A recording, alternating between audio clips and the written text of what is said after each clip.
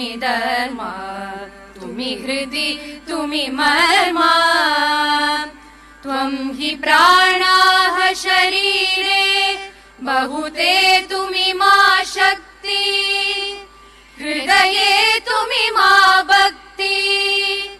तोमारोय प्रतिमा घड़ी मंदिरे मंदिरे, वंदे मातरम्, त्वं हि दुर्गा दश प्रहरण दारिणी, कमला कमलदल विहारिणी, वाणी विद्यादायिनी, नमामि त्वां नमामि कमला ममला, अतुला सुजला सुफला मातरम्, वन्दे मातरम्, श्यामलां सरलां सुस्मितां भूषितां,